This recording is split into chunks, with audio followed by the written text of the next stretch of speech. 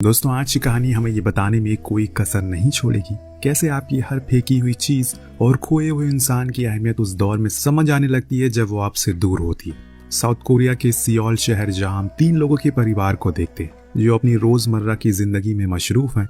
कोई जॉब पर जा रहा है तो कोई कॉलेज, लेकिन तभी कुछ ऐसा देखने को मिलता है जो इन्होंने आज से पहले कभी नहीं देखा। टीवी पर आ रही न्यूज में बताया जा रहा है कि सियोल शहर की ओर एक मिसाइल तेजी से बढ़ रही है जो कितनी भयानक है ये हमें किसी को पता नहीं है, लेकिन हाँ ये जरूर बता सकती है कि ये कई गुना ज्यादा ताकतवर है पिछले नुकसानों के मुताबिक। इसलिए मेरी और सरकार की आपसे विनती है कि जिसको जहां भी जगह मिल रही है वो वहीं अपना शरण ले ले और तब तक बाहर ना निकले जब तक हम आपको कोई भी अलर्ट मैसेज ना भेजे। खबर को देखकर उस परिवार का मुखिया यानी कि जिम सभी को अपने साथ लेकर बेसमेंट की ओर जाने लगता है, जो कि उसने पहले से बनाया हुआ था क्योंकि उसे और इस शहर के कई लोगों को ये पहले से पता है कि ऐसी कोई मुसीबत आने वाली है। इसीलिए उन्होंने पहले से तैयारी कर ली।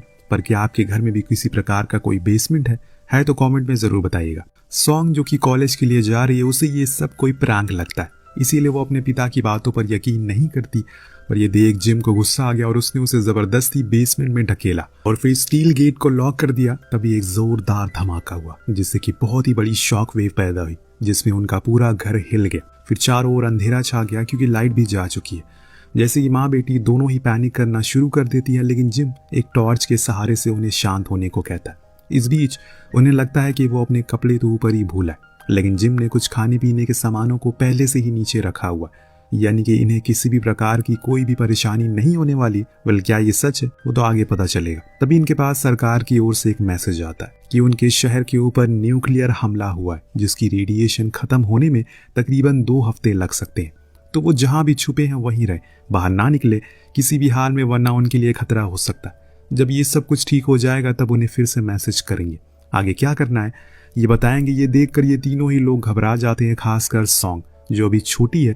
उसे तो अभी ये जगह किसी जेल जैसी लगने लगी है जो किसी भी आम इंसान के लिए सच में है। एक तो चारों ओर अंधेरा, बाहर दिन या फिर रात हो रही है वो भी नहीं पता चल पा रहा है। किसी भी हाल में खुद को जिंदा रखना है, जो कि अब जिम करने की कोशिश में लगा हुआ है।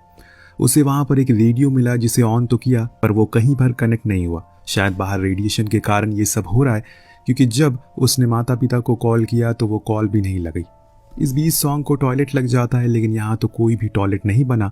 तभी उसे एक बेबी टॉयलेट मिलता है तो जिम उसे उसी में यूज करने को कहता है, फिर उसको साइड वाली नाली में जाकर बहा देने को ताकि वो बाहर जाकर गिर जाए और ऐसे में उन्हें गंदी स्मेल नहीं आएगी। सॉन्ग उसकी सारी बातों को मानती है। फिर हम देखते हैं कि वहां जो कोई भी खाना था उसे 14 दिन के हिसाब से बांट दिया, यानी कि हर दिन उन्हें कितना खाना है और किस हिसाब से खाना है सब कुछ उसने प्लान कर दिया। और अब बस उन्हें हौसला रखना है, सर्वाइव करना है, जिसकी शुरुआत हो चुकी है। अब आप भी देखते रहिए क्योंकि इस कहानी में जितने भी सर्वाइवल सीन है उससे कई गुना ज्यादा ये कहानी आपको इमोशनल यानी कि रुला देगी। अब पहली रात तो कट गई, फिर शुरुआत होती है दूसरे दिन की।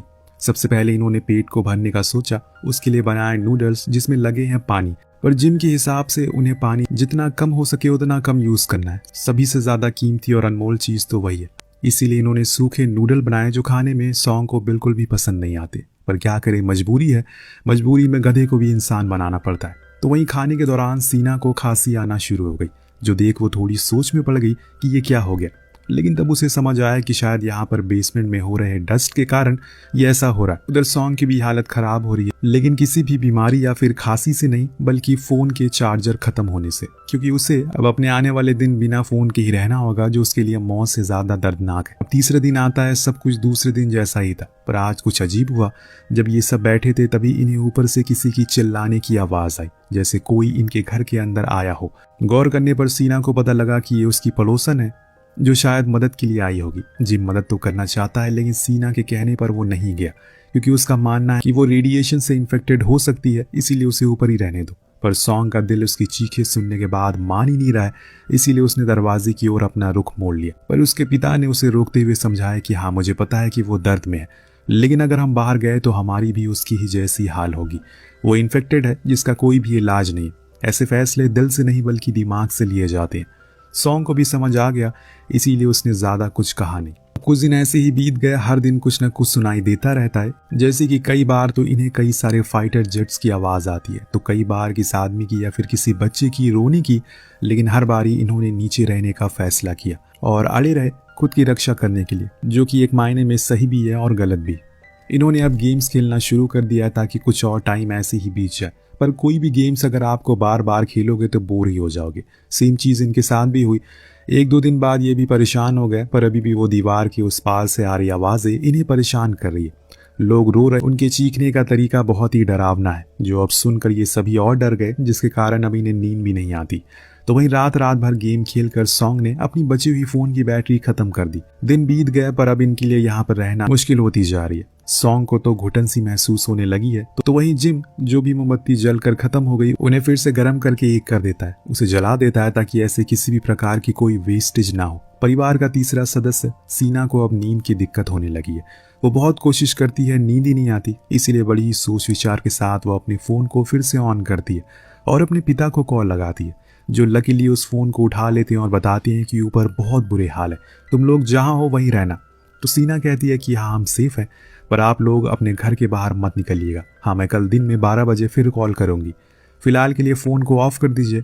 सीना के पेरेंट्स उसकी बात को मान लेते हैं, पर फ़ोन को कट करने के बाद वो काफ़ी भावुक हो जाती है, क्योंकि वो दोनों ही बहुत बूढ़े हो चुके हैं और इस एज में ऐसी रेडिएशन से बच पाना बहुत मुश्किल है। तो जिम उसे समझाता है कि वो लोग स्ट्रांग है, उन्हें कुछ नहीं होगा, तुम हौसला बनाए रखो, अब सो जाओ क्योंकि तुम्हारी भी तबीयत ठीक नहीं है। पर दोस्तों, जब अगले दिन के 12 बजते हैं तो सीना कॉल करती है और कोई भी फ़ोन नहीं उठाता, जिसका ये साफ मतलब था कि शायद अब वो इस दुनिया में नहीं रहे। यही चीज़ इन तीनों को काफ़ी मायूस करती है, खासकर सीना को, क्योंकि वो उसके माता पिता थे। शुरुआती दिनों में तो सब कुछ इनका ठीक चलता है, पर जैसे जैसे अब दिन करीब आ रहे हैं, इनका सब्र का बांध टूटता जा रहा है। एक रात तो सॉन्ग अनजाने में पीने के पानी को गिरा देती है, जिससे अब इनके पास आधा बोतल ही बचता है, जिसको अब आने वाले 3 दिन तक इस्तेमाल करना है। जिम किसी को कुछ कहता नहीं है, क्योंकि उसे एहसास था कि सभी अब परेशान हो चुके हैं। इस जगह पर रहते हुए उसी रात एक अजूबा होता है। जब जिम सो रहा था तो उसके ऊपर कुछ पानी की बूंदें टपकती है, जिससे उसकी आंख खुल गई। जब उसने इस चीज़ के बारे में पता लगाया तो उसे पता लगा कि ऊपर की पाइप लीक हो रही है, पर यह चीज़ उसके लिए किसी वरदान से कम नहीं थी। उसने फौरन ही उसे बड़ी ही सूझबूझ के साथ स्टोर कर लिया ताकि आगे काम आ सके। अब जब 13वां दिन आया तो सभी बहुत खुश थे, क्योंकि अब बस एक ही दिन बचा हुआ, लेकिन पानी तो खत्म हो चुका है, जो दोनों माँ बेटी थोड़े परेशान हो गए। ये अभी भी एक दिन बचा हुआ है, पर जिम ने तो रात में पानी लगाया था, वो भर गया, जिसको लाकर वो उन दोनों को दे देता है, जिससे वो अपनी प्यास को बुझाते हैं। पर सॉन्ग नहीं पीती, बल्कि अपने पिता को पीने को देती है। पहले उसके बाद ही खुद पीती है, क्योंकि उनके लिए उसके पिता बहुत कुछ है, जिसका कोई कर्ज चुका नहीं सकते वो लोग। अगर उन्होंने पहले से ये बंकर नहीं बनाया होता तो शायद वो जिंदा ही ना बचते। अब 14 दिन की सुबह होती है, सभी रेडियो के सामने बैठे होते। जिम चैनल चेंज करता है, फिर एक सेट करता है जहां में ये जानने को मिलता है कि नॉर्थ कोरियन आर्मी ने ही ये हमला किया है। अब वो अपनी आर्मी से पूरे साउथ कोरिया को कंट्रोल कर रहे हैं, और अभी भी रेडिएशन कम नहीं हुई है, इसीलिए उन्होंने और 14 दिन रुकना पड़ सकता है, क्योंकि अभी नॉर्थ कोरियन हेड का बयान आया है कि वो हमला जारी रखेगा, इसीलिए सभी जहां है वहीं बने रहे। अब ये सुनकर ये तीनों ही बौखला जाते हैं। फिर इन्हें यहाँ रुकने से ज़्यादा ये चीज़ परेशान कर रही है कि अगर नॉर्थ कोरिया ने उनके पूरे देश पर कंट्रोल कर लिया तो बहुत सी चीज़ें रुक जाएंगी, और इसीलिए अब इन्होंने फैसला किया कि ये यहाँ से बाहर जाएंगे चाहे कुछ भी हो जाए, जिसके लिए इन्होंने खुद से जैसे तैसे करके फेस मास्क बनाए, फिर बाहर निकलने लगे। लेकिन तभी जिम को कुछ फाइटर प्लेन की आवाज़ें आई, जो कि फिर से बमबारी करना शुरू कर रहे थे, जो चीज़ इन्हें और भी ज़्यादा डरा देती। कहीं फिर से न्यूक्लियर हमला तो नहीं होगा, यही सोचकर इन्होंने अपने फैसले को पीछे ले लिया और वहीं रुकने का फैसला किया, और 14 दिन शायद तब तक सब कुछ ठीक हो जाए। लेकिन ये जानकर सॉन्ग और भी ज़्यादा परेशान हो गई। उसे अब यहाँ पर घुटन होने लगी है, जिसको अपने पिता से गेट खोलने को कहती है, पर वो मना करते हैं। अब इस चीज़ को लेकर उन तीनों की आपस में ही बहस हो गई। सभी को एक दूसरे को जिम्मेदार ठहराना शुरू कर दिया कि उनकी वजह से ये सब हो रहा है, जो चीज़ नहीं होनी चाहिए वही हो गई। पर जिम को पता है कि उनके लिए सबसे ज़्यादा ज़रूरी क्या है। ऐसे लड़कर वो 2-4 दिन रह लेंगे, लेकिन बिना खाने के एक भी दिन नहीं।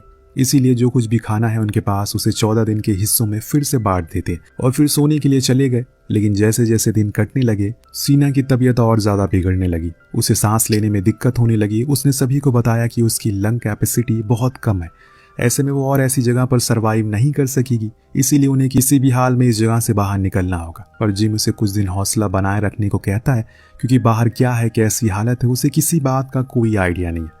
अब तीनों लोगों में किसी न किसी को हर चीज़ की एडिक्शन है, पर पिछले 20 दिनों से इन्होंने उस चीज़ को हाथ तक नहीं लगाया, क्योंकि हालात ही ऐसे। पर यह चीज़ उनके लिए एक तरीके से सही भी है, क्योंकि ऐसा करके वो अपनी आदतों को सुधार सकते हैं। 24 दिन बीत जाने के बाद अब सीना को हम बेहोश देखते हैं। दोनों पूरी कोशिश कर रहे हैं, लेकिन वो होश में नहीं आ पा रही है। जो देख सॉन्ग बेचारी रोने लगी। उसे डर था कि कहीं उसकी माँ उसे छोड़कर चली तो नहीं गई, पर जिम उससे कहता है कि ऐसा कुछ नहीं है, तुम्हारी माँ को कुछ नहीं होगा, हौसला बनाए रखो, उन्हें बस सांस लेने में दिक्कत हो रही है। लेकिन जिम को इस बात का एहसास हो गया है कि अगर कुछ और दिन ये सब चलता रहा तो शायद वो सीना को खो देगा, और इसीलिए वो उसे हिम्मत बनाए रखने को बोलता है, बस कुछ दिन और प्लीज, उसके बाद सब कुछ पहले जैसा हो जाएगा। लेकिन जिम परेशान हो गया है। वो बार बार रेडियो पर सिग्नल ढूंढने की कोशिश में लगा है, कहीं से कोई तो खबर आ जाए कि सब कुछ ठीक हो गया, या फिर कोई भी उनकी मदद के लिए आ जाए, पर ऐसी कोई चेतावनी या फिर कोई मदद नहीं आती। जिस चक्कर में उसने गुस्से में रेडियो को ही तोड़ दिया। पर अब सीना की हालत में गिरावट आने लगी है, उसे तेज बुखार चल रहा है, इसीलिए दोनों ही उसके शरीर से चिपक जाते हैं ताकि उसे गर्मी दे सके। एक रात जब सॉन्ग टॉयलेट के लिए उठती है तो देखती है कि उसके नाना का मैसेज आया कि उसकी नानी अब इस दुनिया में नहीं रही, लेकिन वो अभी जिंदा है। अगर वो उनके पास आ जाए तो वो कुछ और दिन जिंदा रह सकते हैं। ये बात वो अपने पिता को बताती है, जो कहते हैं कि ठीक है, हम वहां जाएंगे, इसके बारे में अपनी माँ को मत बताना। तो वो मान गई। फिर 28 दिन आखिर में सीना को होश आ गया, जो देख सभी बहुत खुश हुए क्योंकि ये उनके लिए बहुत खुशी का दिन था। पर जिम फैसला करता है कि उन्हें बाहर निकलना ही होगा। हालांकि सरकार की अभी कोई भी कंफर्मेशन नहीं आई है, लेकिन अब इनसे और रुका नहीं जाएगा यहाँ पर, क्योंकि कोशिश तो करनी पड़ेगी, तभी कुछ हो पाएगा। अगर सीना के डैड जिंदा हैं तो जरूर कुछ लोग और भी होंगे जो जिंदा होंगे। इन्हें उनके पास जाना होगा, इसीलिए सभी फिर से मास्क को पहनते हैं और एक आखिरी बार प्रे करते हैं बाहर निकलने से पहले। यहाँ जिम इन्हें समझाता है कि चाहे कुछ भी हो जाए, ऊपर हमें साथ रहना है, पर अगर कभी ऐसा मौका आए कि एक दूसरे की जान जाने वाली हो तो उसकी मदद करना सबसे पहला कर्तव्य हो, चाहे कुछ भी हो जाए, क्योंकि साथ है तो सेफ है। धीरे धीरे करके ये अपने कदम ऊपर की ओर बढ़ाते हैं और फिर जिम गेट को खोलता है। एक तेज रोशनी इनके मुंह पर पड़ती है और बूम, ये कहानी यहीं खत्म हो जाती है। इसके बाद हमें क्या हुआ ये नहीं बताया गया, लेकिन शायद ऊपर सब कुछ तबाह हो गया हो, क्योंकि 2 बार न्यूक्लियर हमला हुआ है। ऐसे में कोई भी देश नक्शे से गायब हो सकता है, या फिर ये भी हो सकता है कि अभी भी कुछ लोग यहाँ पर सरवाइव कर रहे हो। तो आपको कहानी कैसी लगी हमें कमेंट करके जरूर बताएगा। मिलते हैं अगली वीडियो में। Thank you so much watching.